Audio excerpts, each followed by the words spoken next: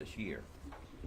As you may be aware, the GBI was asked this past Tuesday, November 15th, to investigate this incident by the Brunswick Judicial Circuit District Attorney, Keith Higgins.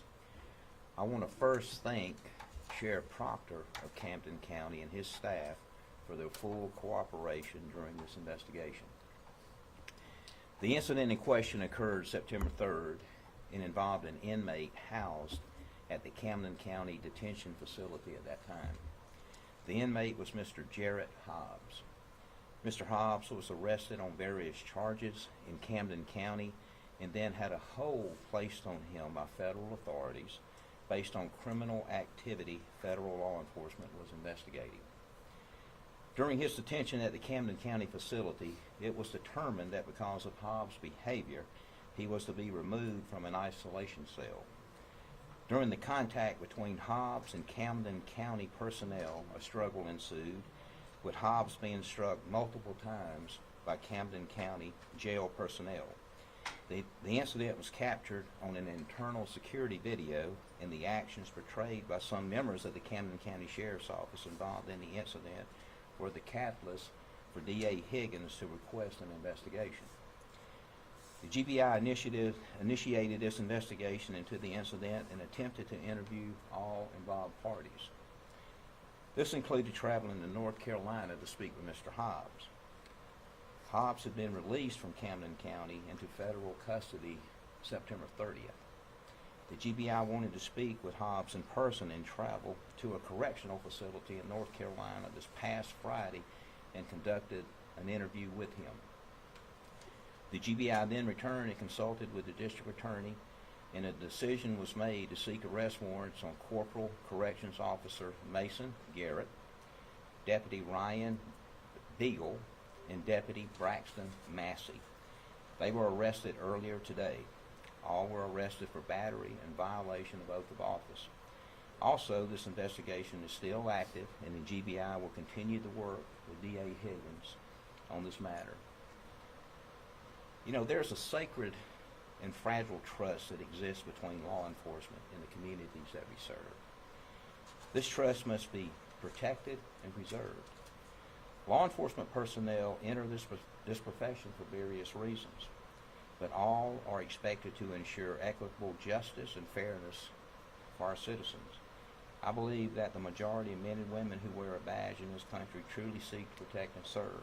Unfortunately, some discredit the profession, the badge, and the oath they swore to uphold. This is why we're standing here today. The GBI will continue to serve our great law enforcement leaders and citizens across this state, and will always seek the facts that lead us to the truth. Thanks again to Sheriff Proctor, D.A. Higgins, and the members of the GBI team involved in this investigation. I hope our actions further strengthen the trust and partnership needed between law enforcement and the communities that we serve. Accountability is something that the community deserves, and our law enforcement leaders throughout the state demand from anyone who represents our profession. So we'll take a few questions. So basically, I guess that at the end of the day, what you're saying is a totally unjustified use of force by these jail employees. It appears that there was probable cause to make an arrest on the actions of the personnel. Our investigation is still active, and our findings will be turned over to the district attorney's office. What was your reaction on viewing the video? What was your initial reaction? It's pretty well, you know, hard to look at. As a citizen, my reaction was like anyone else. You know, it shocked the conscience. But I've also been in law enforcement long enough to understand that we have to stop, take a knee, and look at the facts and put everything into context. Are you able to share any of the details as far as what Mr. Hobbs may have shared? I know you said that they responded because of his behavior, but then it went across the line, and you had a chance to speak with him. What was his side of the story? You know, it's an active investigation, and the responses that we got from Mr. Hobbs was included in the decision by the Georgia Bureau of Investigation and the district attorney to seek arrest warrants on 3 of the individuals. Forgive me, I'm arriving a little bit late, so I'm gonna ask you a question that you may have already gone over. Did the jailers act inappropriately? I think that's why we're standing here.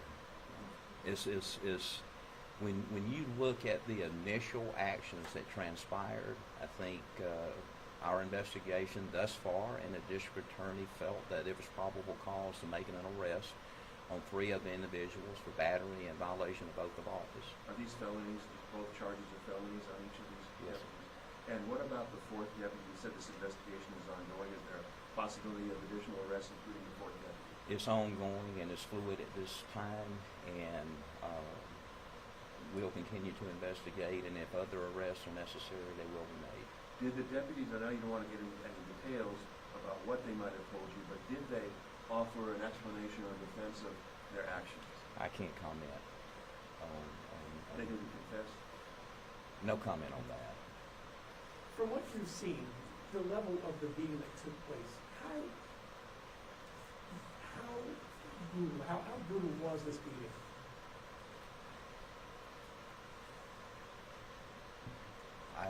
All I can tell you is that the actions that we've seen in the video are being investigated, and obviously a decision has been made to arrest the individuals, and the investigation still remains fluid.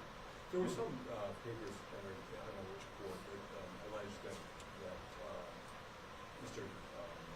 Hobbs actually hit some of the deputies. Were you able to get that verified through interviews or through observation of the video? Not going to comment on that at this time. There'll be a full rendering with the final investigation. Who will handle DA. the prosecution at this point? Will it be local authorities? DA Higgins from Brunswick Judicial Circuit is who we're dealing with, and will be the prosecuting arm of this. And what was your reaction when you first saw this video? That was the previous question, and I said, just like any other citizen, it shocks the conscience. But I've also been in law enforcement long enough to know that with any incident, we have to take a knee and get all the facts and try to put things into context. Thank you, Director. No, thanks. Appreciate it. Thank you.